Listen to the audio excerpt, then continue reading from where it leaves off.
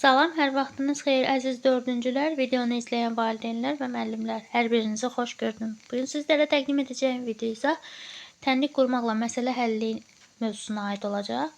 Vaxt itirmədən gəlin başlayaq. İlk məsələdən. Deyir, anam 3 kiloqram alma aldı və kassaya 10 manat ödədi. Kasser anama 1 manat qaytardı. 1 kiloqram almanın qiyməti neçəyədir? Deməli, anam 3 kiloqram alma aldı və kassaya 10 manat ödədi. Kasser ona 1 manat qaytardı. Deməli, nə iş görürük? Sol olduğu kimi qalır. Sağı həll edirik. Ondan 1 çıxanda qalır 9. Adi qaydada tənliyimizi həll edirik. 9-u bölürük 3-ə. Buradan da x bərabərdir 3. Deməli, 1 kiloqram almanın qiyməti 3 manatdır. Keçirik ikinci tapşırığa. Atamın yaşı qardaşımın yaşından 4 dəfə çoxdur. Atamın yaşı qardaşımın yaşından 4 dəfə çoxdur. Atamın yaşı 16-nın 2 qatına bərabərdirsə, qardaşımın neçə yaşı var? Deməli, yenə də sol olduğu kimi qalır. 16-nı 2-yə vuranda eləyir 32. İndi isə normal tənliyimizi həll eləməyə başlayırıq. X bərabərdir 32 bölünsün 4. Buradan da x bərabərdir eləyir 8. Deməli, qardaşımın 8 yaşı oldu. Daha sonra 3-cü tapşırığa baxırıq. 3-cü tapşırıqda bizə deyir ki, vuruqlardan biri 4, digəri məlum deyil. Hasili isə 44 ilə 12-nin cəminə bərabər. Digər vuruq neçədir? Deməli, 4 vurulsun x olduğu kimi qalır. 44-ün üstünə 12 gələndə eləyir 56. Buradan da x bərabərdir 56 bölünsün 4-ə, x bərabərdir 14. Cavabımız olacaq 14. Daha sonra baxırıq 4-cü məsələyə. Mağazada satılan şalvarın qiyməti köynəyin qiymətindən 2 dəfə bahadır. Şalvarın qiyməti, deməli, x vurulsun 2 bərabərdir. Şalvarın qiyməti 100 manatdan 32 manat azdırsa, köynəyin qiyməti neçəyədir? X vurulsun 2 bərabərdir. 100-dən 32 çıxanda eləyir 68. X də bərabərdir. 68 bölünsün 2-yə. Buradan da x bərabərdir. 6-nın içində 2, 3 dənə. 8-in içində də 2, 4 dənə. Deməli, bir koftanın, bir köynəyin qiyməti 34 manatdır. Baxırıq 5-ci tapşırığa. Deyir, 3 topda 150 metrdən 30 metr çox parça var. Hər topda neçə metr parça var? Yaxşı, bunu tapmaq üçün yenə də 3x-i saxlayırıq. 150 üstə gəl 30 eləyir 180. Buradan da x bərabərdir. 180 bölünsün 3-ə, x bərabərdir 60. Deməli, hər topda 60 metr parça var. Baxırıq 6-cı tapşırığa. Babamın kütləsi bacımın kütləsindən 3 dəfə, mənim kütləmdən isə 2 dəfə çoxdur. Mənim kütləm 45 kiloqramdırsa, bacım neçə kiloqramdır? Yaxşı, bunu eləmək üçün deməli, babamın kütləsi bacımın kütləsindən 3 dəfə, 3 vurulsun x, mənim kütləmdən isə 2 dəfə çoxdur. Yaxşı. Mənim kütləm 45-dirsə, bacım neçə kiloqramdır? Yaxşı. Bu 2-ni vururuq 45-ə. Buradan da 3x bərabərdir. 2-ni 45-ə vuranda eləyir 90. X bərabərdir. 90-ı bölürük 3-ə. Buradan da x bərabərdir 30. Deməli, bacım 30 kiloqramdır. Keçirik 7-ci tapşırığa. Fikrimdə tutduğum ədəddən 5 dəfə böyük olan ədəd 240-dan 2 dəfə kiçikdir. Fikrimdə tutduğum ədəd neçədir? Kiçik deyirsə, dəfə kiçik deyirsə, bölürük uşaqlar.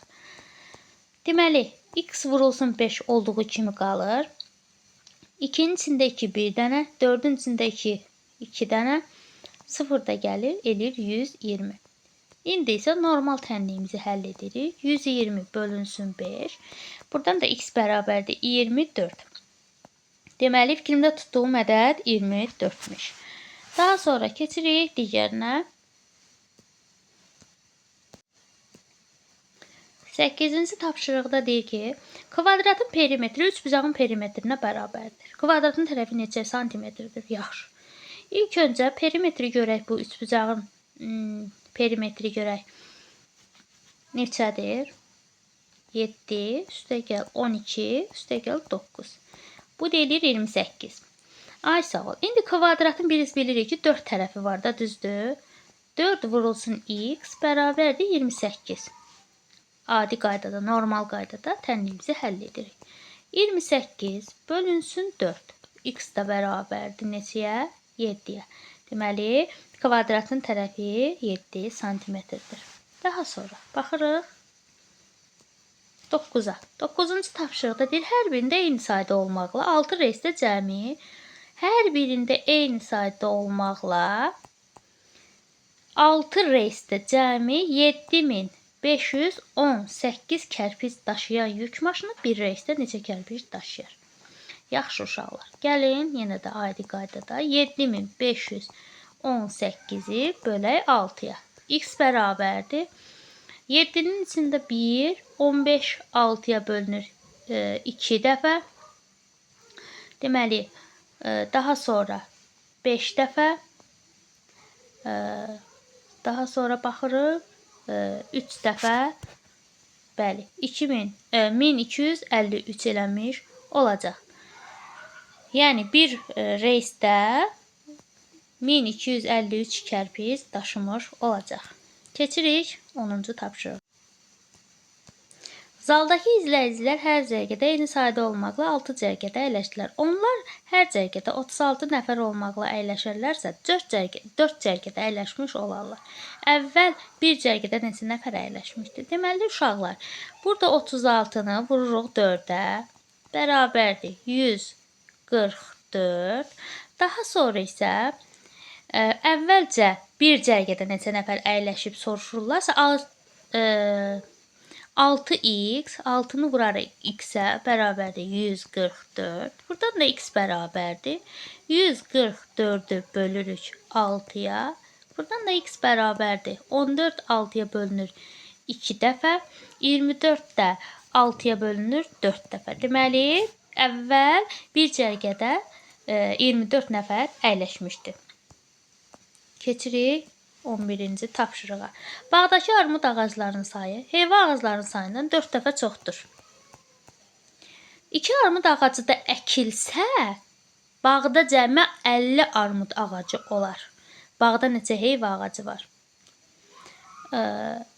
Deməli, 52 olsa 50 olmuş olacaq. Deməli, hələ 50 deyil.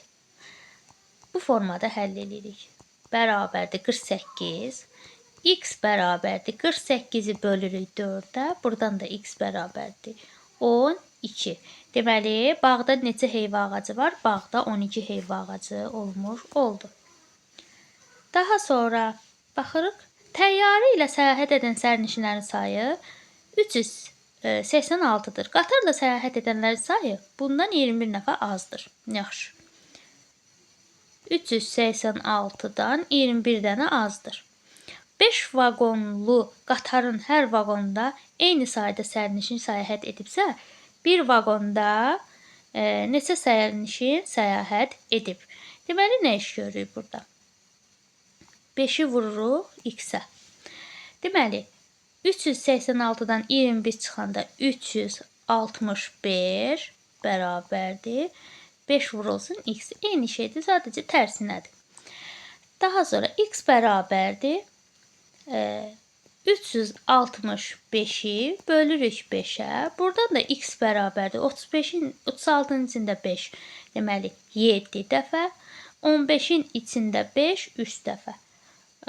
Bir vaqonda neçə sərnişin? 73 sərnişin səyahət etmiş oldu.